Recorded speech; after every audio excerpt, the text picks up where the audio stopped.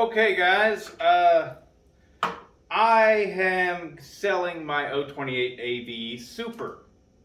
It's the only Stihl that I've liked enough to keep around. I think I've had this saw for about a year, maybe a little bit more or something. I don't know. But the point is it's time for it to go. And it's been such a good saw that I figured it deserves to know why.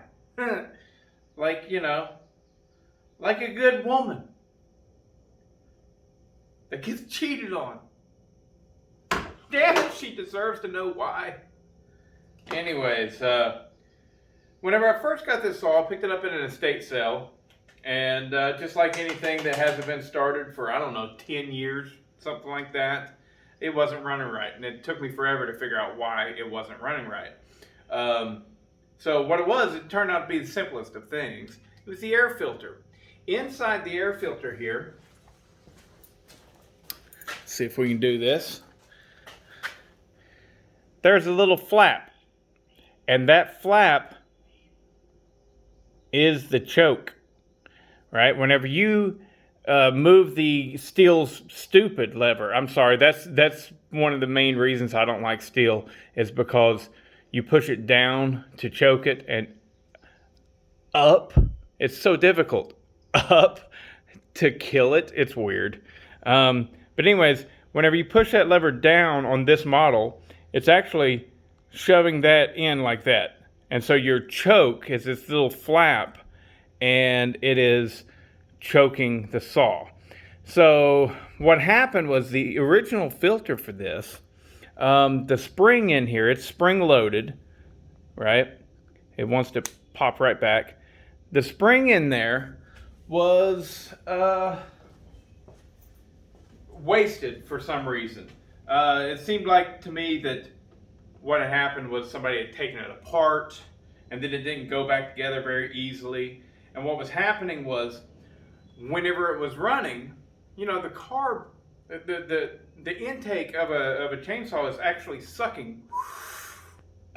Yeah, it's actually pulling air in really fast, and the higher the revs, the more air it's pulling in, and so it creates a vacuum effect. And what was happening was, since my spring wasn't strong enough to keep that little flap back where it's supposed to be, it kept at high RPMs. It would pull that in, and then it would pull that flap in, and it would essentially choke it out, and so the RPMs would decrease, and then it would open back up, and then it would rev, and it would close. Over and over and over again, it became this governing effect. So once I got that figured out, and I put a new filter on there, then the saw ran amazing. I was like, wow, this is a great saw. This is the best 50cc saw I've ever used. And, I quite honestly didn't care for that very much because I don't like Stihl. I didn't want Stihl to win. So I went ahead and I started putting together this stable of 50cc saws. So where I'm at, when trees fall, I live in Atlanta. I know it's odd. I'm on 23 acres in Atlanta, and got a lot of old oaks, and storms are taking them out.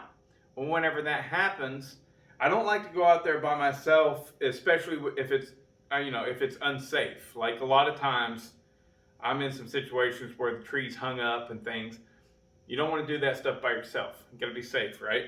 And my buddies, even if they don't know anything about trees, just having another person there is great.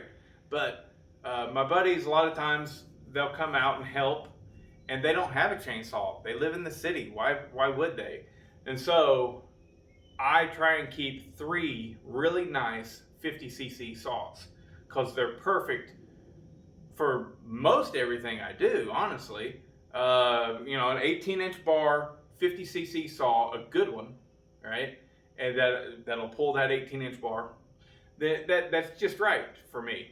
And so my buddies come over. I have saws to give them to run, right? Well, I started building up my saw stable, and 2 things happened, right? One, my Johnson Red 2152, which I turned into a 2153, which is a lot of numbers, I know, a Husqvarna 346 XP.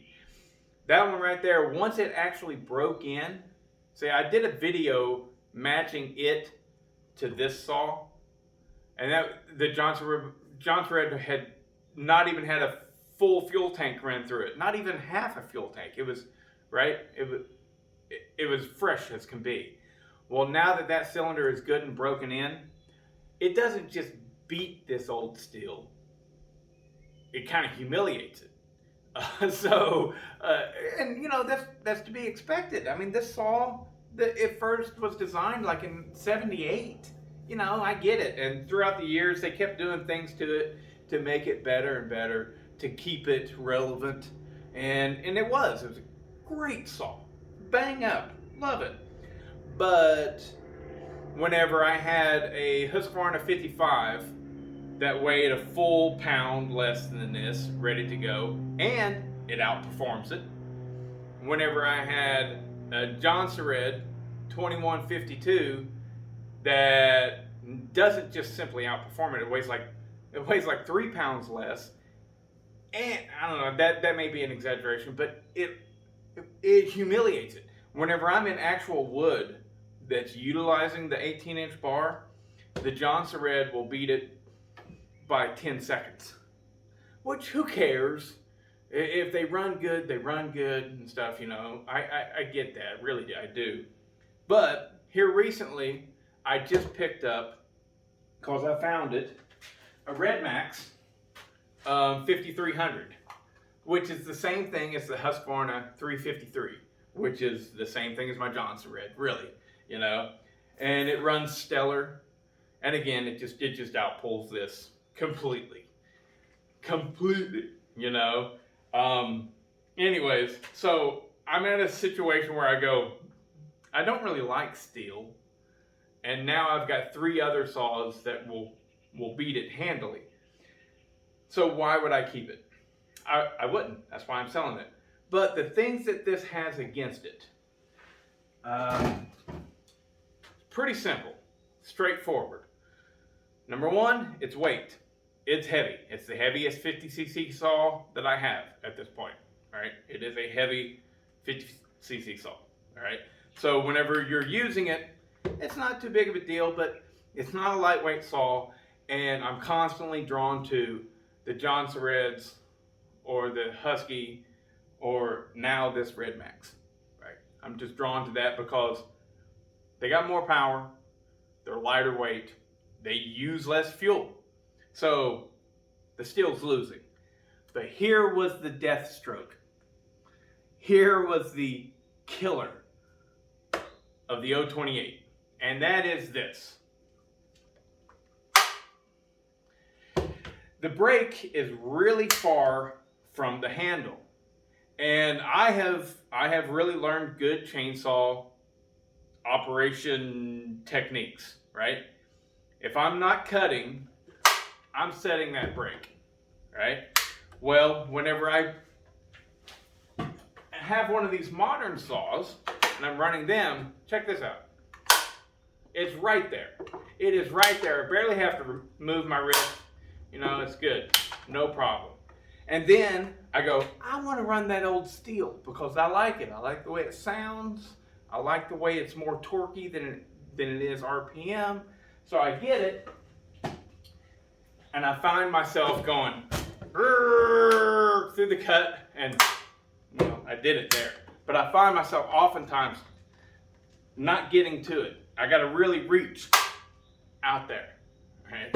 So that was the nail in the coffin for the 028 AV Super. It's been a great saw. I hope it goes to somebody great. I got a Marine down in Stockbridge that's actually looking to buy this, and you know, good on you, man. It's a good saw. It's a really good saw, and I like it. It's always fired up and ran good for me. But it's time for me to move on. So I can't say anything bad about it. For a saw that was designed in 1978 and then it just kept getting a little bit better and better. Damn, it's a good saw. You know, it had a nice run. It still runs good to this day, and it's going to make somebody else a really happy customer. But I don't like Stihl. I enjoy this stuff better, and it's literally better. Don't get mad. It should be. This stuff right here, I don't think it came out until the late 90s. So definitely like around 20 years later before you know, this came out. So of course it's going to be better. Of course it is, right?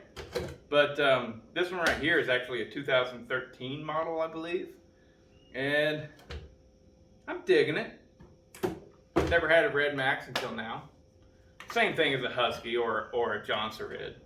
You know, or at least this model is. I know that Red Max had a few models that were proprietary to them, but for the most part, most all of their models are completely Husqvarna in red, just like Johnson Red had become, you know. Anyways, that's it. Figured I'd do a video of why the 028 has no place in my heart anymore. Sorry. See ya.